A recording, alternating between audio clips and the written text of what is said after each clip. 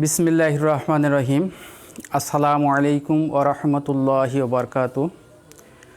প্রিয় শিক্ষার্থীবৃন্দ, অনলাইন ক্লাসে দামনাস মহাবিদ্যালয়ের পক্ষ থেকে আমি তোমাদেরকে স্বাগতম জানাচ্ছি।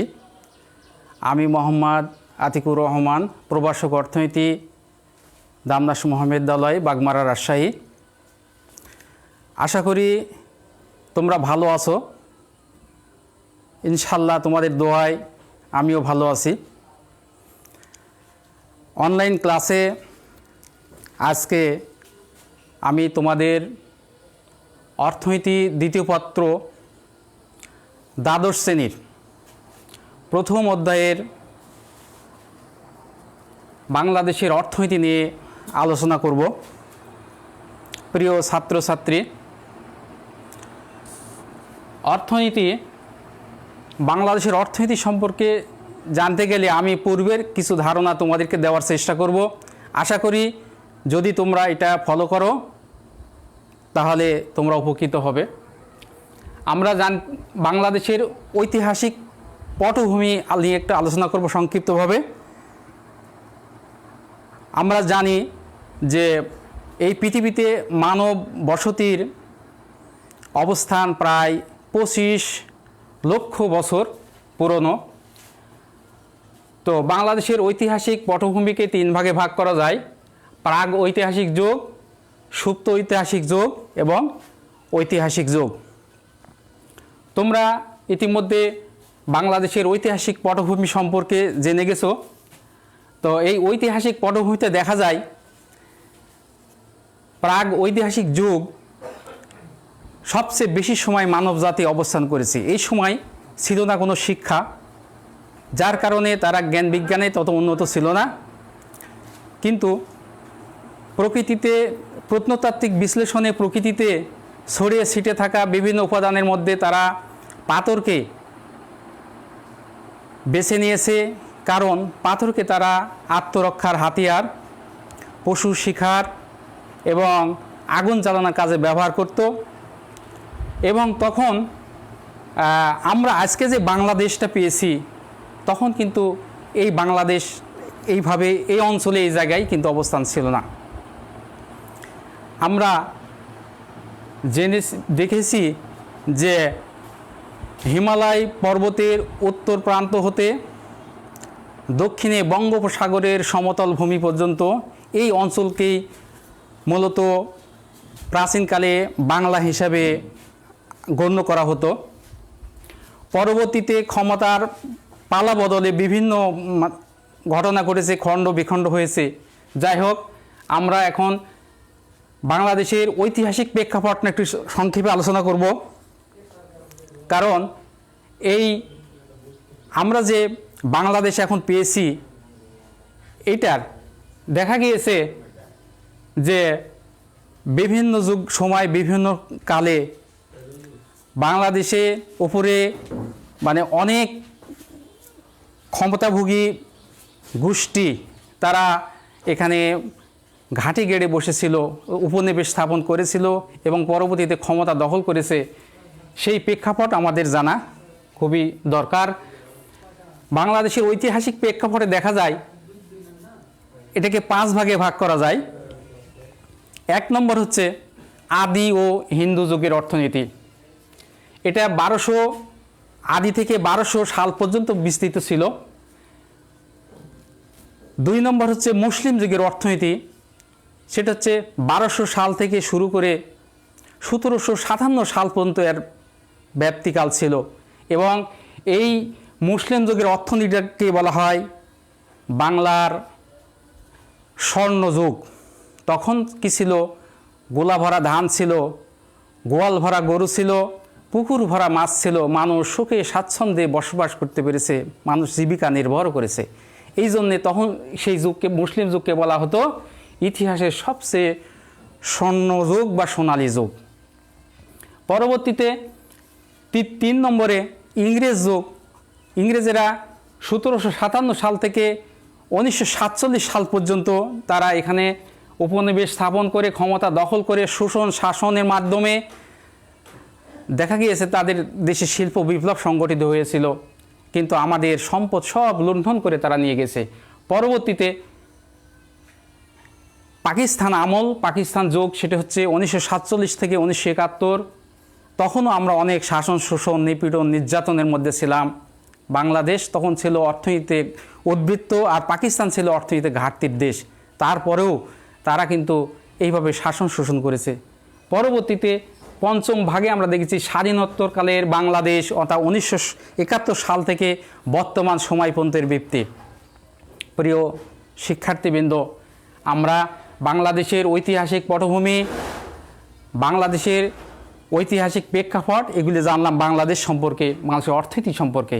এখন আমি যেটা আলোচনা করব আজকে তোমাদের, বাংলাদেশের অর্থনীতির বৈশিষ্ট্য, খুব সংক্ষিপ্তভাবে, বেশি কিছু বলা সম্ভব না। প্রিয় শিক্ষার্থীবৃন্দ, তো বাংলাদেশের অর্থনৈতিক ইতিহাসে আমরা দেখলাম যে সবচেয়ে বাংলাদেশকে অর্থনৈতিকভাবে বিপর্যস্ত করেছে ইংরেজ শাসনযুগ, পরবর্তীকালে পাকিস্তানি শাসন। এরা কিন্তু বাংলাদেশের অর্থনীতিকে বিপর্যস্ত করেছে, জর্জরিত করেছে। সেখান থেকে পরিত্রাণ লাভের পর আমরা দেখেছি বাংলাদেশের অর্থনীতির বৈশিষ্ট্য কি। 1 নম্বর বৈশিষ্ট্য হচ্ছে কৃষি নির্ভর অর্থনীতি। বাংলাদেশের অর্থনীতিটা কৃষি নির্ভর, কারণ বাংলাদেশের মানুষ দারিদ্রতার কারণে তারা কৃষির উপরই অনেকাংশে নির্ভরশীল। দেখা গেছে বাংলাদেশে এই কৃষি খাতে অবদান জিডিপিতে 13.6%, এবং বাংলাদেশে কৃষির সঙ্গে প্রত্যক্ষ বা পরোক্ষভাবে প্রায় 75% মানুষ জড়িত, এবং বাংলাদেশে যে টোটাল শ্রমশক্তি রয়েছে তার 45.1% মানুষ কৃষি সেক্টরে কাজ করে। শিল্পে অনগ্রসর কারণ হচ্ছে যেহেতু আমরা দরিদ্র, আমাদের দেশের মানুষ দরিদ্র, তারা আয় করে কম, সঞ্চয় করে কম, আর সঞ্চয় কম করার কারণেই কিন্তু তার মূলধন গঠন হয় কম, যে কারণেই দরিদ্র। অর্থাৎ এখানে মূলধনের অভাবটাই হচ্ছে সবচেয়ে বড় বিষয় জানা যায়। তারপরেও শিল্পে অনেক অগ্রসর হচ্ছে। আমাদের দেশে দেখা যাচ্ছে যে ভারী শিল্প খুবই কম, আমাদের কুটির, ক্ষুদ্র এবং মাঝারি ধরনের কিছু কিছু শিল্প আছে।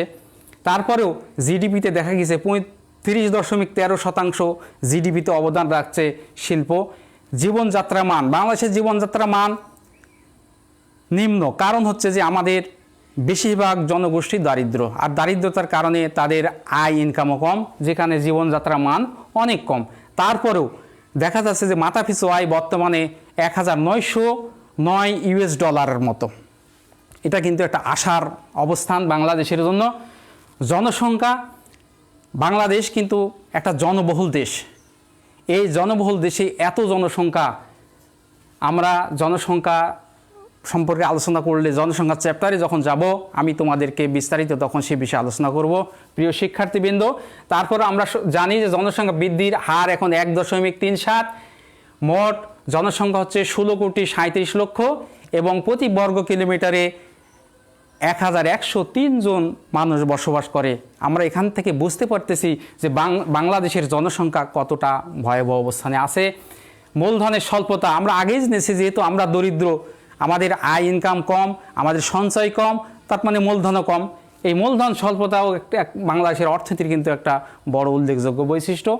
বেকারত্ব, যেহেতু বাংলাদেশের জনসংখ্যা বেশি, সম্পদ কম, আর সম্পদ কম থাকার কারণে শিল্প কলকারখানা কম, যেখানে এখানে কর্মসংস্থানের বিষয়টা একটু কম। তারপরেও বাংলাদেশে যে শ্রমশক্তি আছে তার মধ্যে দেখা যায় যে 3 কোটি মানুষ কিন্তু বাংলাদেশে বর্তমানে বেকার। শিক্ষা উন্নয়নের একটা পূর্ব শর্ত। আমরা দেখেছি পূর্বের থেকে বাংলাদেশ যখন 1971-এর পর থেকে শিক্ষাতে দিন দিন ক্রমান্বয়ে উন্নয়ন হচ্ছে। তারপরও বর্তমানে শিক্ষার হার 63.6% এবং সাক্ষরতার হার 74.7%। আমরা জানি যে উন্নত একটা দেশে 15+ বয়সে 90 থেকে 100% মানুষ শিক্ষিত থাকে, কিন্তু আমাদের দেশে সেটা দেখা যায় 15+ বয়সে 60 থেকে 70% লোক শিক্ষিত। এটা একটা আশার বাণী যে দিন দিন আমাদের শিক্ষা খাতে অনেক উন্নতি হচ্ছে। বৈদেশিক সাহায্যের নির্ভরশীলতা, এটা একটা বড় ফ্যাক্টর হয়ে গেছে বাংলাদেশের অর্থনৈতিক উন্নয়নে, যে আমরা বৈদেশিক সাহায্যের উপর অনেকাংশেই নির্ভরশীল হয়ে পড়ি। আমাদের যে বাজেট প্রদান করা হয় সে বাজেটের দেখা যায় যে 50 থেকে 60% বৈদেশিক হয় ঋণ হোক বা অনুদান হোক, যে কোনোভাবে যে কোনো ফাংশনের উপর বৈদেশিক সাহায্যের উপর আমরা কেন নির্ভরশীল হয়ে থাকি। এ কারণে এটা একটা বড় সমস্যা। আমাদেরকে এই সেক্টর থেকে বের হয়ে আসতে হবে। এবং পরিবহন ও যোগাযোগ ব্যবস্থা এটা অনেকটা উন্নত হয়েছে, তো বাংলাদেশের পরিবহন ও যোগাযোগ ব্যবস্থাটা আরও অনেক উন্নয়নের দরকার। কারণ যেহেতু এটি কৃষি প্রধান দেশ, আর বাংলাদেশের সব এলাকায় কৃষি হয় না, আর যোগাযোগ ব্যবস্থাটা ভালো হলে যে কোনো মুহূর্তে এক জায়গার কৃষি ফসল আমরা বিভিন্ন জায়গায় কিন্তু দিতে পারি। এই জন্যে বাংলাদেশের পরিবহন ও যোগাযোগ ব্যবস্থাটা যা উন্নত হয়েছে আরও উন্নয়ন ঘটানো দরকার। প্রাকৃতিক দুর্যোগ এটা কিন্তু বাংলাদেশের জন্য একটা বড় সমস্যা।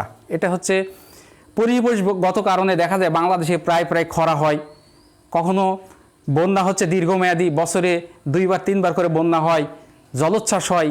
এই বিভিন্নমুখী কারণে বাংলাদেশের অর্থনীতি কিন্তু যত উপরে ওঠার চেষ্টা করে আবার কিন্তু নিচে পড়ে যায়। এটা একটা বড় সমস্যা। আর সবচেয়ে বড় সমস্যা হচ্ছে রাজনৈতিক অস্থিতিশীলতা। বাংলাদেশের ইতিহাসে দেখা গেছে যে দেশ স্বাধীন হওয়ার পর থেকে অদ্যাবধি পর্যন্ত রাজনৈতিক বিভিন্নভাবে হরতাল, ধর্মঘট, অবরোধ বিভিন্নভাবে বাংলাদেশে ক্ষতিগ্রস্ত হয়েছে। এবং এক সরকার পরিবর্তন হলে দেখা যায় অন্য একটা রাজনৈতিক দলের সরকার আসলে ওই সরকার যেটা রেখে গেছে সেই জিনিসটা কিন্তু অন্য সরকার এসে সেটা বাস্তবায়ন না করে অন্য কিছু করে। এটি হচ্ছে একটা বড় বাংলাদেশের সমস্যা। তো যাই হোক প্রিয় শিক্ষার্থী, আমরা বাংলাদেশের অর্থনীতির বৈশিষ্ট্য সম্পর্কে মোটামুটি একটা ধারণা আমরা লাভ করলাম। আমরা দেখলাম যে কৃষি, শিল্প, জীবনযাত্রার মান, জনসংখ্যা, মূলধনের স্বল্পতা, বেকারত্ব, শিক্ষা, বৈদেশিক সাহায্য, পরিবহন, যোগাযোগ, প্রাকৃতিক দুর্যোগ এবং রাজনৈতিক অস্থিরশীলতা। কিন্তু এছাড়াও অনেক বৈশিষ্ট্য আছে যেগুলো পরবর্তীতে আলোচনা করব। যাই হোক, আমি এখন একটু সংক্ষিপ্তভাবে আলোচনা করব যে আমরা অনেকেই জানি যে আমরা এখন মধ্যম আয়ের দেশে অবস্থান করছি। তো এই বিষয়টা সম্পর্কে একটু সামান্য একটু ধারণা তোমাদেরকে দেওয়ার চেষ্টা করব যে একটা দেশ মধ্যম আয়ের দেশ হতে গেলে 3টা বিষয় লাগে। একটা হচ্ছে মাথাপিছু আয়, মানব সম্পদের উন্নয়ন আর অর্থনৈতিক ঝুঁকি। এই 3টা বিষয়ের উপর নির্ভর করে সে দেশ মধ্যম আয়ের দেশ কিনা। তাহলে এটা কিভাবে দেখব? আমরা মাথাপিছু আয় দেখব যে এখানে জাতিসংঘ মধ্যম আয়ের দেশকে 2 ভাগে ভাগ করেছে, একটা নিম্ন মধ্যম আয়ের দেশ এবং মধ্যম আয়ের দেশ। তো নিম্ন মধ্যম আয়ের দেশে দেখা যায় যে $1046 থেকে $4125 পর্যন্ত যদি একটা দেশের মানুষের মাথাপিছু আয় হয় তাহলে আমরা সেটাকে নিম্ন মধ্যম আয়ের দেশ বলতে পারি। এবং মধ্যম আয়ের দেশ হচ্ছে $4126 থেকে $12,737 এরকম যদি একটা দেশের মানুষের মাথাপিছু আয় থাকে সে দেশটা হয় মধ্যম আয়ের দেশ। তাহলে প্রিয় শিক্ষার্থী, আমরা কিন্তু মধ্যম আয়ের দেশে মাথাপিছু আয়ের যে ফ্যাক্টরটা আমরা বুঝে নিলাম। এখন মানব সম্পদের উন্নয়ন, আমাদের এখানে মানব সম্পদের উন্নয়নের সূচকের প্রয়োজন পড়ে 66 যদি হয় তাহলে সেটাকে মধ্যম আয়ের দেশ বলা যায়। কিন্তু আমাদের এই সূচকটা হচ্ছে 72.9, তো অনেক ভালো। তো তারপরে দেখা যায় যে অর্থনৈতিক ঝুঁকিটা কি, যে একটা অর্থনৈতিক উন্নয়ন করলাম সেটা কিভাবে দ্রুত নষ্ট হয়ে যাচ্ছে এই বিষয়টা। তো এখানে অর্থনৈতিক ভঙ্গুরতা দেখা যায় যে যদি 32 ভাগের নিচে হয় অর্থনৈতিক ভঙ্গুরতা, তাহলে কিন্তু সেটা মধ্যম আয়ের দেশ হবে। কিন্তু আমাদের দেশের 24.4 ভাগ হচ্ছে অর্থনৈতিক ভঙ্গুরতা। সেই হিসাবে আমরা এখন মধ্যম আয়ের দেশে অবস্থান না করলেও নিম্ন মধ্যম আয়ের দেশে কিন্তু অবস্থান করছি। আমাদের সরকার যেভাবে বিভিন্ন পঞ্চবার্ষিক পরিকল্পনা বা বিভিন্ন পরিকল্পনা গ্রহণ করছে, এইভাবে যদি এগিয়ে যায় তাহলে আমাদের দেশ কিন্তু নিশ্চয়ই আমরা মধ্যম আয়ের দেশে উপনীত হব। তোমাদের আজকের বাংলাদেশ অর্থনীতির বৈশিষ্ট্য, মধ্যম আয়ের দেশ ইত্যাদি বিষয় নিয়ে আলোচনা করলাম, সেটা তোমরা বাসায় ভালো করে দেখবে, পড়াশোনা করবে। আমি তোমাদের আজকের এই ক্লাস এখানে শেষ করছি। তোমরা ভালো থাকো, সুস্থ থাকো। আল্লাহ হাফিজ।